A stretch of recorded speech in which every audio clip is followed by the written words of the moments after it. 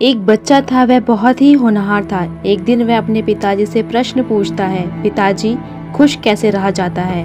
अर्थात खुश रहने का क्या राज है? पिताजी हैरानी से कहते हैं, इतनी छोटी सी उम्र में यह सवाल, मैं शायद ही इसका सही जवाब दे पाऊंगा, लेकिन एक ऐसा व्यक्ति है जो तुम्हें इस प्रश्न का उत्तर दे सकता है। वह कौन है पिताजी? पिताजी मुझे जल्दी बताओ, वह कहाँ मिलेगा? पिताजी कहते हैं, वहाँ दूर एक पहाड़ी है जहाँ बहुत ही खूबसूरत जगह है। ऊपर एक महल मिलेगा जिसमें एक महान बुद्धिमान पुरुष रहते हैं। वह तुम्हें सभी सवालों का जवाब दे सकते हैं। पिताजी, मैं वहाँ जाना चाहता हूँ। वह बच्चा अगले दिन ही अपनी सभी सामान पकड़कर टिफ़िन पैक कर वहाँ जाने के लिए निकल पड़ा। 2-3 दिनों की कड़ी परिश्रम के बाद वह लड़का उस पहाड़ पर पहुंच गया। लड़का वहां एक दृश्य देखकर ख्यालों में ही खो गया। वह जगह बहुत ही सुंदर खूबसूरत थी। वह लड़का सोचता है कि पहले मैं जिस काम के लिए आया हूँ उसे पूरा कर लेता हूँ। वहीं पास के बगीचे में एक व्यक्ति काम कर रहा होता है। लड़का उससे बुद्धिमान व्यक्ति के बारे में पूछता है। वह व्यक्ति लड़के को बताता है कि उधर एक महल है, तुम्हें वहीं पर बुद्धिमान व्यक्ति मिलेगा। वह लड़का अपनी मंजिल को ढूंढते हुए आगे की ओर बढ़ जाता है। आखिरकार वह लड़का महल तक पहुंच ही जाता है। वहां पहले से कई सारे लोग मौजूद होते हैं जो बाबा जी से सवाल कर रहे होते हैं। वह लड़का अंदर का दृश्य देखकर मन मोहित हो जाता है। फूलों की सजावट, तरह तरह के पकवान, उस महल की मधुर सुगंध मन को वांछित करने वाला उठता है। कड़ी मशक्कत के बाद 3 से 4 घंटे बाद उस लड़के का नंबर आया। लड़का बाबा जी से अपना सवाल प्रस्तुत करता है। बाबा जी, आप मेरा सादर प्रणाम। मेरा सवाल यह है कि व्यक्ति खुश रहने का राज क्या है? वह बाबा जी बड़ी प्रसन्नता से कहते हैं, ये बेटा, इतनी छोटी सी उम्र में इतना बड़ा सवाल, तुम इतना बड़ा प्रभावशाली लग रहे हो। इस सवाल का जवाब मैं तुम्हें तभी दूंगा जब तुम मेरे द्वारा दिए कार्य को पूरा कर लोगे। बाबा जी, वह क्या कार्य है? मुझे जल्दी बताओ। बेटा, धैर्य रखो। दरअसल तुम्हें इस महल को घूमकर अच्छी तरह देखना होगा। यह कि खूबसूरत बगाने, विशाल पुस्तकालय, पेंटिंग और भी बहुत कुछ। लेकिन तुम एक चम्मच को पकड़े रहोगे जिसमें 2 बूंद तेल होगा।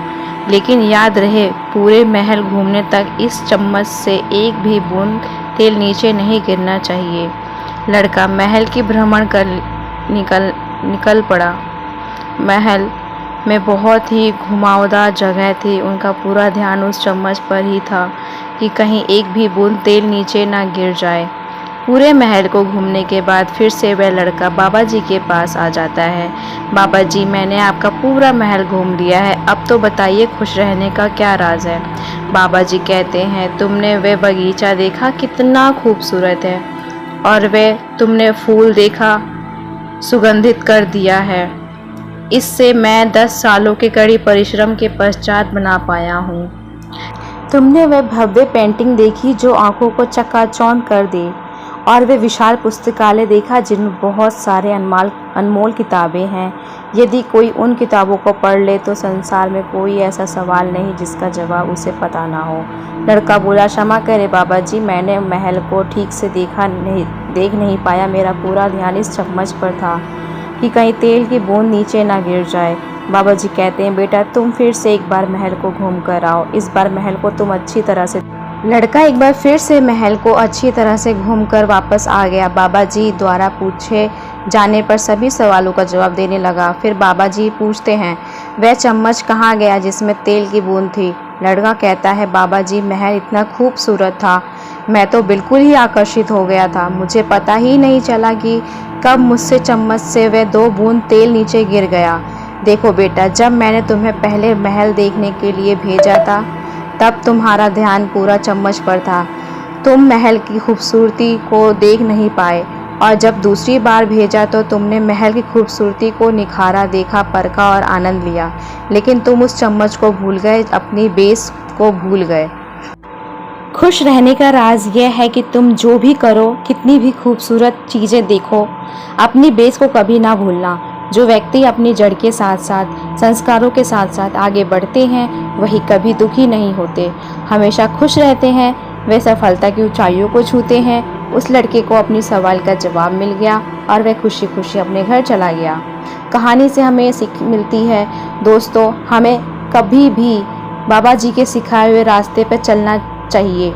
सच में खुश रहने का राज यह है कि हम अपने संस्कारों को बिना भुलाए आगे बढ़ें, आधुनिक जीवन का आनंद लें। सफलता आपकी कदमों को चूमेगी। यह कहानी आपको कैसी लगी हमें कमेंट